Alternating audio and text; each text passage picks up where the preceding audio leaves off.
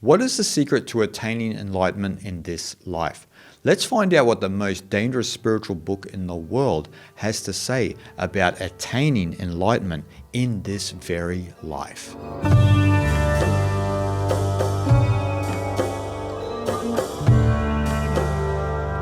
In Sanskrit, there is the term samadhi. Now, there's a lot of misinterpretation of samadhi. There are certain books, certain films, etc., that explain samadhi in an incorrect way. And now, samadhi is a lot more complicated than that. Now, in this video today, I want to look at samadhi from the context of the Advaita Vedanta perspective. Now, samadhi is used in Advaita Vedanta, but a lot of people are probably familiar with samadhi as part of the 8 limbs of Patanjali Yoga, where samadhi is the 8th limb, is the last limb, and a limb of the inner yogas. So you have dharana, jhana, and samadhi. But today I want to explain to you samadhi in context to Advaita Vedanta and according to one of the great Nididhyasana texts. Now, Nididhyasana is a term which refers to a group of texts that are for those on the cusp of enlightenment or who have gone beyond the pale of enlightenment. And that text today that I want to speak to you about samadhi with is the Avadhuta Gita. Now, these are the teachings of Lord Dattatreya. Now, there's an important verse in the Avadhuta Gita about samadhi and its relationship to our ultimate reality. Now, let me read to you that verse. How can a man attain samadhi as long as he thinks of himself as something other than the Atman? But on the other hand, samadhi is not possible for a man who thinks of himself as the Atman. How can samadhi be attained as long as a man thinks that the Atman exists and yet does not exist?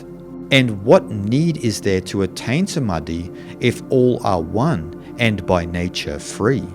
Now, to understand this verse in its proper context, we need to understand samadhi. Not some misinterpretation that you may have read or watched about samadhi, but what samadhi really is. Now, when we talk about samadhi, it's more complex than just saying the word samadhi, right? Samadhi basically means the meditative absorption in the one non-dual consciousness. It means that you are in an aspect where consciousness alone exists, but there are different levels and degrees of samadhi. It's not as simple as explaining that or explaining that it is in any way related to enlightenment. There is a level or an aspect of it that's related to enlightenment, but there are many different levels and degrees of samadhi. And so when we think of samadhi, we need to think of 2 of the core aspects of samadhi, Savikalpa samadhi and also Nirvikalpa samadhi. Now, when we look at Savikalpa samadhi is a temporary state of that mental absorption in the absolute. So it's kind of like a little holiday in Brahman. So you've had this experience of enlightenment, but it was a temporary experience. Now, why is it a temporary experience? Because after that experience, you return to ordinary consciousness. It wasn't a permanent state. Now, the reason for this is because the samskaras, the subliminal imprints and mental impressions in our subconscious, have not been cleansed out of our being. And so we still have a sense of ego, a tiny little sense of ego. The seeds of samskaras are still there. They haven't been cleansed out. And so you have this kind of flux where you move in and out of samadhi, where you move in and out of a recognition and a realization of the ultimate reality, but you come back to ordinary state of consciousness in your identity. So you are temporarily dissolved in Brahman, you could say. So Savikalpa in the end is a differentiated state. It's not an undifferentiated state of consciousness. There's still a dance between the undifferentiated and the differentiated, but you are not consciousness alone. You are not Brahman alone. You are still moving in and out of personhood into the absolute. You are kind of with the ocean and then the wave, and there's this bit of flux. This is what Savikalpa is. And so the Savikalpa samadhi aspect is more related to the Saguna Brahman level. So this is Brahman with qualities, right? And so Savikalpa is more related to that aspect of Brahman, where you still have qualities that have not been cleansed out of your being. Now, the second layer of samadhi as I mentioned, is Nirvikalpa samadhi. Now, Nirvikalpa samadhi is the complete absorption in Brahman. This is where consciousness alone exists. So all of the samskaras, the ego, and everything has all been cleansed out of your being. And this is the complete mental absorption in the ultimate reality. This is probably what people think of when they hear the word samadhi. They really think of Nirvikalpa samadhi. Now, it's no surprise that Nirvikalpa samadhi is related to nirguna Brahman, Brahman without qualities. So again, nir being without, being non-dual, being connected to the Brahman itself. So Nirvikalpa, no guna, Brahman.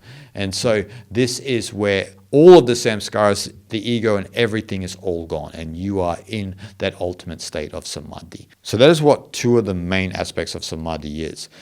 But in this verse, Dattatreya throws this understanding on its head, because he's saying here that even though we can look at samadhi as an attainment through the process of yoga or other schools such as Sankhya, if we truly understand that Atman alone exists, we are fundamentally always that. We are that undifferentiated consciousness of Atman, which is identical with Brahman. There is no samadhi to attain from that perspective, because there is only Atman alone. And so when we make a dissection that we have to attain this goal of samadhi, then this is the problem itself, because we are ignorant of our true nature as Brahman. And so this ignorance, this avidya, this ignorance of Brahman is the problem. It's not about attaining samadhi per se, even though in going through the process of the 8 limbs of yoga, you may gain an understanding of what's being said here, because you have attained samadhi, because you realized that all of that game that you played was all about attaining what you had just forgot. And so there's nothing inherently wrong with that. But Dattatreya is saying don't play the game itself. Don't even step onto the field, because you don't need to. You need to realize that you're already fundamentally that. The search is completely over from this perspective. So Dattatreya is saying it's completely illogical to think that one would have to practice samadhi, that one would have to come into this state of samadhi, because from the ultimate undifferentiated state of consciousness of Atman, there is no state to attain, because you're already that right here and right now, but you've forgot. We've all forgotten that we're that. And so usually people only understand that when they do understand Nirvikalpa samadhi, because Nirvikalpa samadhi is the unification of knower, knowledge, and knowable, right? So this is where the seer and the seen become one.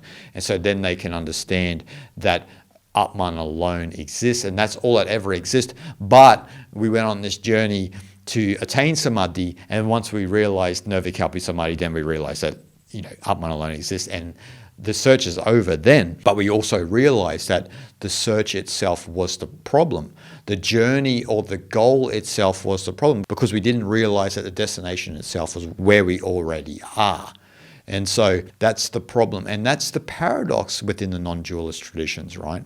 Which is different to the dualistic schools of yoga, which samadhi is a part of, which is beautiful in and of itself. But when you talk about it from a non-dualistic Advaitic perspective, like I am speaking, you need to understand what Dattatreya is saying here, that the search itself is the problem, that the journey itself is the problem, because you are always fundamentally the Atman, which is identical with Brahman.